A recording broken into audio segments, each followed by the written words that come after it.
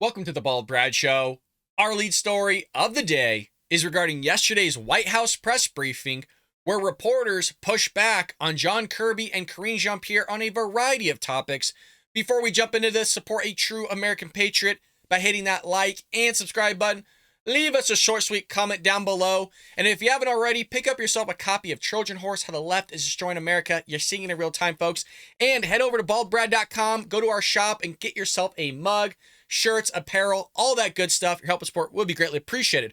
Well, our first segment of the day is Mary Bruce of ABC News questioning John Kirby on if the United States thinks it's right for the Ukrainians to bomb the Russians in Russia. Let's go ahead and roll it.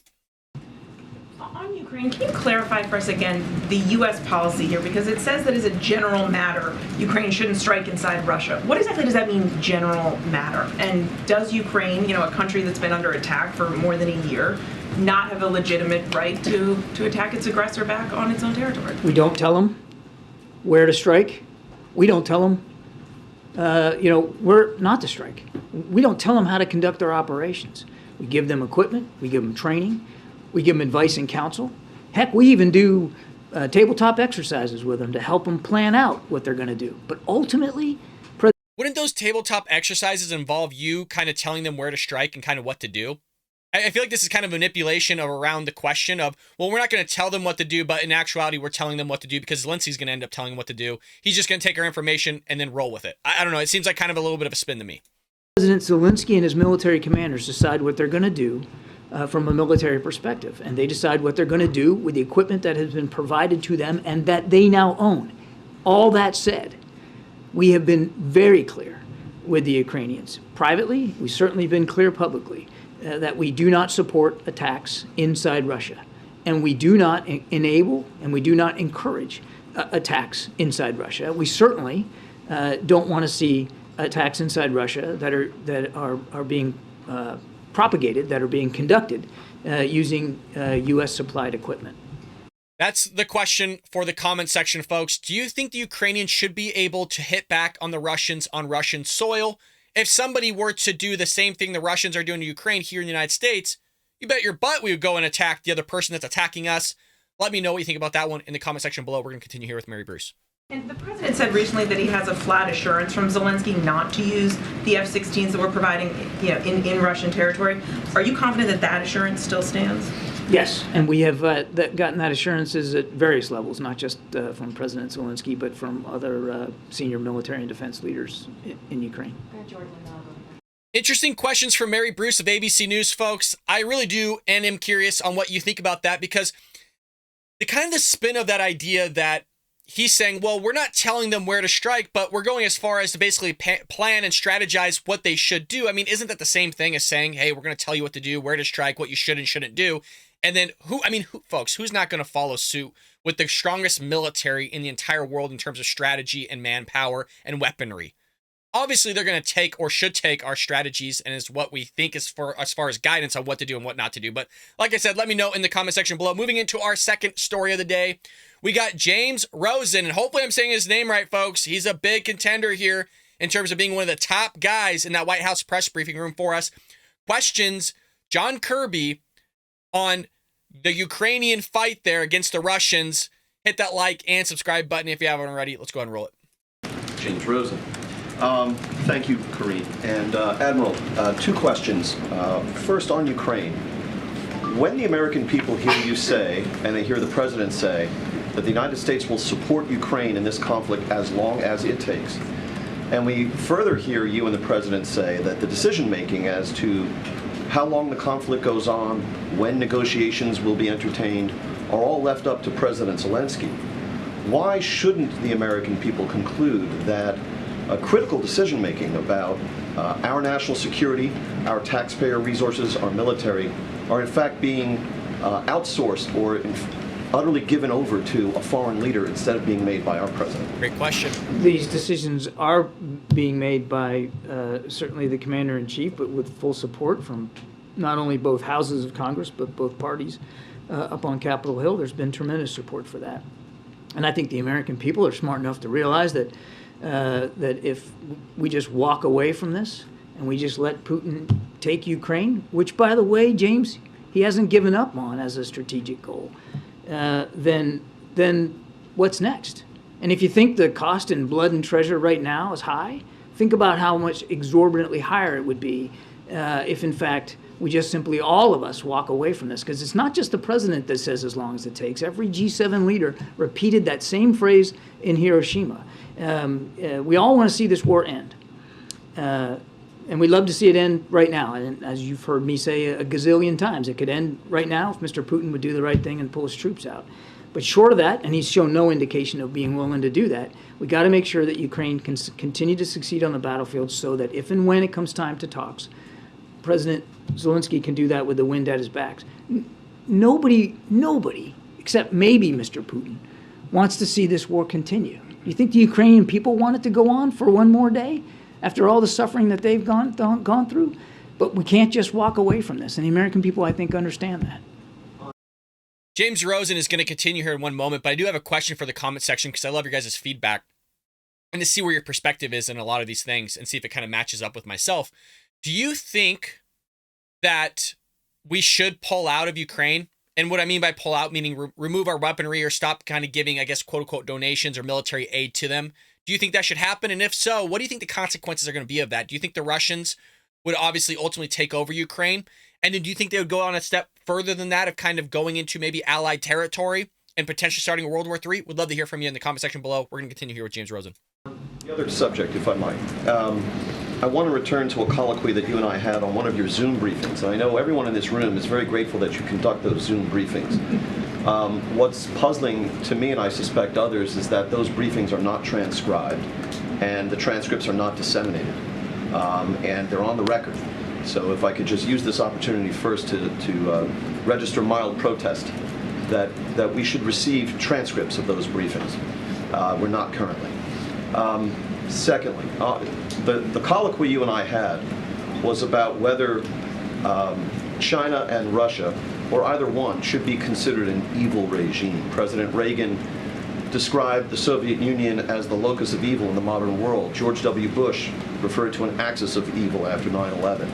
If you have governments that are running concentration camps or launching unprovoked wars where hundreds of thousands of people are being killed and the President of the United States calls the leader of that regime a war criminal, I don't see what it is that prohibits you from calling a spade and saying these are evil regimes, which you refused to do in our earlier colloquy. Well, I appreciate your advice on policy, and I'll take that back, James. But president's never been one. The president, no. Why don't you consider these evil regimes? It's not a simple question, James. It is. It's a criticism that you're posing as a question. You'd like to see us put a label on these two countries, and President Biden just doesn't conduct foreign policy that way. I think go look at the national security strategy. Go look at the national defense strategy.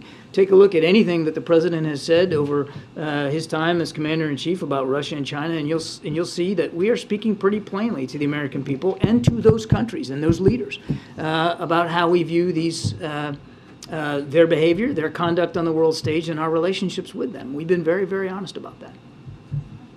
Hey, great questions coming out from all reporters today. I mean, there's kind of, again, a variety of questions that are being offered. A lot of what we're seeing today is on Ukraine, but just during that hour-long press briefing, there was a lot of questions that were being presented, again, on a variety of topics.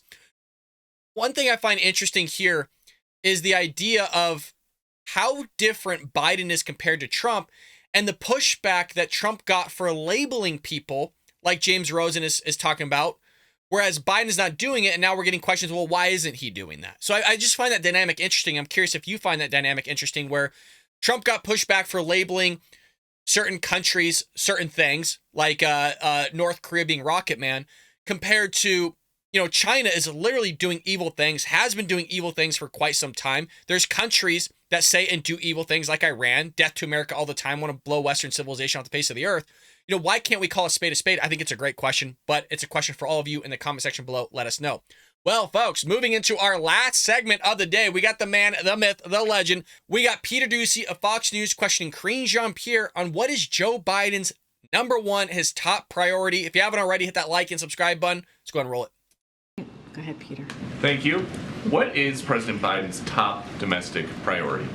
Well, we've always been very clear that his economic policy is something that's important, especially when he walked into this administration. The economy was on its head because of the COVID response that was not existing and not with the last administration, and what the president had to do, right, to make sure that we were dealing with COVID, to make sure that we were dealing with the economy, and so he put forth, along with Democrats, and also in a bipartisan way, some historic pieces of legislation that turned the economy around. When you think about 12.7 million jobs created, when you think about unemployment at the lowest that we've seen in 54 years, that has been a top priority for the president, and it continues to be. And lowering prices as it relates to the economy certainly is something that the president takes very seriously and continues to work on with his team. And so today, I don't know what it is. Peter Doocy, if you notice, and I'll be quick with this commentary, I promise, is Peter Doocy will go a couple weeks or a week or so with giving layup of questions. This was one of them, where it's basically a campaign type question that says, hey, what's his number one priority? Because she talks about the Hatch Act all the time and she can't talk about the campaign stuff. So this is kind of a way to get around that and give you a softball question, because he gives her hardball questions a lot of the times and she can't answer them. Here she is still struggling with giving a softball answer to a softball question. And I don't know why. This should be an easy answer. What's your number one top priority?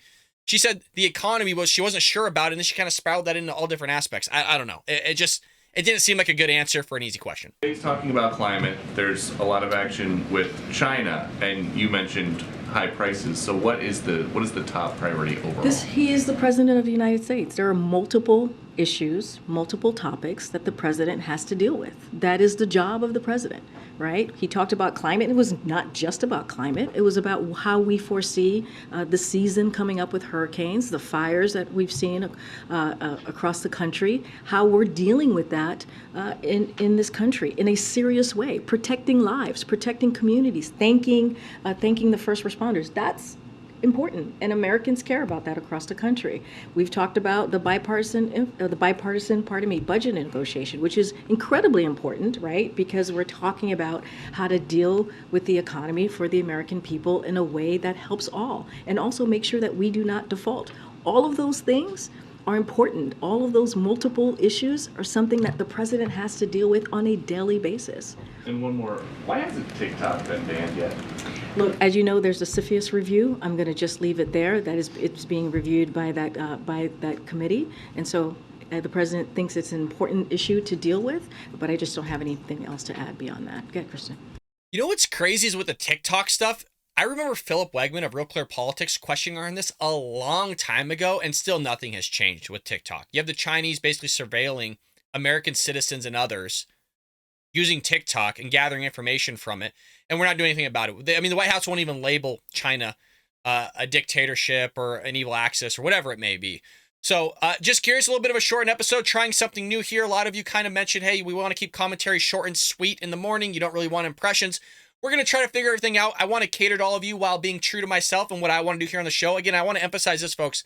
I don't do this as a living. This is simply just a hobby for me. I like to have fun, hang out with all of you. So I don't want to change it too much. I want to change it to, what I want and what I have fun doing. And if people want to partake in having fun with me, great. If not, I fully understand. I'm not going to have any hate towards you or anything like that. I love you, but I do want people to enjoy the show, and for those that watch it all the time to enjoy it and feel like they're getting something out of it. So there is a feedback thing on the community tab. Please go check it out. Select the answer choice of which you feel most comfortable with. I'm not saying I'm going to stick with it, but we're trying to keep things a little bit short and sweet and good to eat here on the Bald Brad Show. If you haven't already, again, pick up your copy of Trojan Horse, How the Left is Destroying America, Amazon, Barnes & Nobles, Walmart, as well as head over to baldbrad.com. You can get yourself a signed copy of the book, or pick yourself up a mug. I think they're only like $4.99 or something like that. I don't think that includes shipping. I might be wrong, but I think it's like $4.99 for a mug, maybe a little bit more. But you guys, I wouldn't be labeling this as like a foolproof thing, but I wash this every single day. I scrub at it with a scrub daddy, scrub mommy, or whatever it is, and it has not changed one bit. So head over there, support a true American patriot. Don't forget to hit that like and subscribe button. Leave us comments left and right. And folks, I'll see you tomorrow here on the Bald Brad Show.